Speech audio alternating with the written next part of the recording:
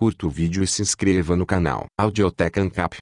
Audioteca apresenta os 100 argumentos mais importantes da filosofia ocidental. Michel Bruce Steven Barbone. Parte 3. Epistemologia. 41. O argumento de Geyer contra a definição tradicional de conhecimento. John M. Depois.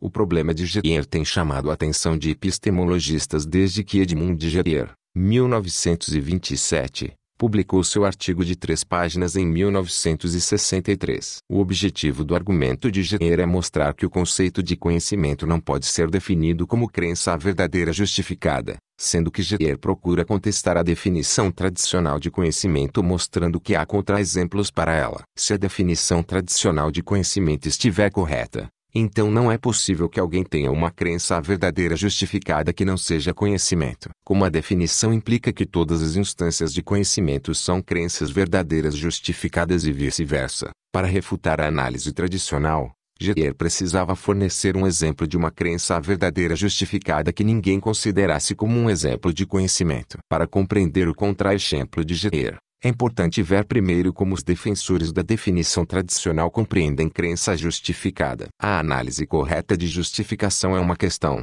de grande controvérsia, mas, como tentativa preliminar, vamos considerar alguém que tem uma crença justificada como alguém que tem alguma evidência ou boas razões para pensar que essa crença é verdadeira ou que pode ser verdadeira. E é importante observar que, no caso de uma crença justificada, as boas razões de quem a tem não precisam necessariamente garantir que a crença seja verdadeira. Por exemplo, alguém pode acreditar justificadamente que está vendo uma zebra com base na evidência de uma experiência sensorial de um equino listado de branco e preto, e essa crença seria justificada mesmo que o animal não fosse uma zebra, mas uma mula muito bem pintada. Consequentemente, para que uma crença seja justificada, não é necessário que seja verdadeira. Como afirma, é possível que alguém acredite justificadamente numa proposição falsa. A parte seguinte do contra-exemplo de Geyer parte do princípio expresso por: se alguém está justificado em acreditar em uma proposição, então está justificado, pelo menos no mesmo grau,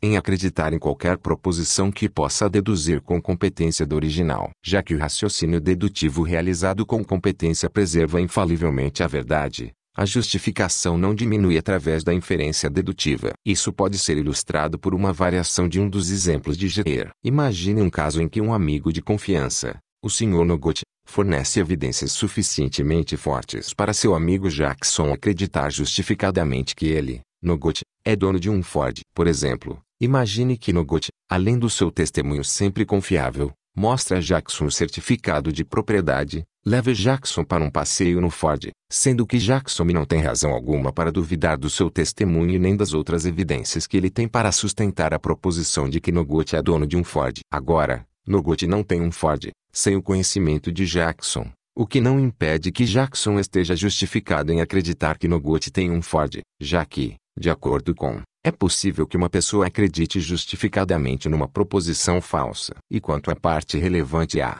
suponha que, enquanto pondera na sala sobre sua crença justificada, de que Noguchi tem um Ford, com Noguchi, Jackson raciocine dedutivamente que, se Noguchi tem um Ford, alguém naquela sala tem um Ford. Então, conclui Jackson, alguém naquela sala tem um Ford. Com base em, Jackson está no mínimo justificado em acreditar que alguém naquela sala tem um Ford, já que aceita a proposição de que Noguchi tem um Ford, tendo deduzido a primeira da última, enunciada em. A última alegação necessária para se aceitar o contra-exemplo de Geyer é enunciada em: se uma pessoa está justificada em acreditar numa proposição que seja verdadeira por acidente ou sorte, então sua crença verdadeira justificada não é conhecimento. Já foi estipulado que Noguchi não tem um Ford. Agora, vamos supor que, no momento em que Jackson passa dedutivamente da proposição de que Noguchi tem um Ford proposição de que alguém naquela sala tem um Ford, o Sr. Avit esteja por acaso na sala. Avit, uma pessoa que Jackson nem conhece e não tem justificação alguma para acreditar que tipo de carro possui,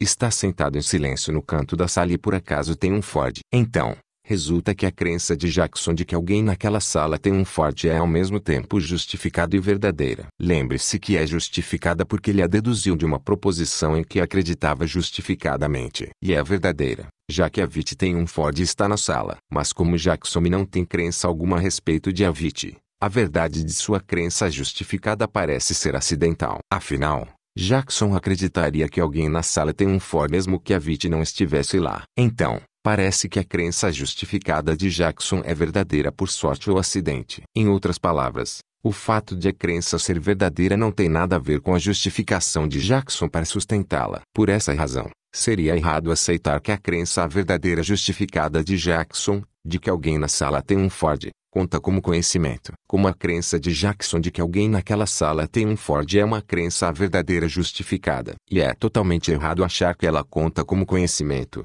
O argumento de Jenner é amplamente aceito para demonstrar por que o conhecimento não pode ser definido como crença verdadeira justificada. Esses exemplos mostram que a definição o conhecimento é uma crença verdadeira justificada, não estabelece uma condição suficiente para alguém conhecer uma dada proposição.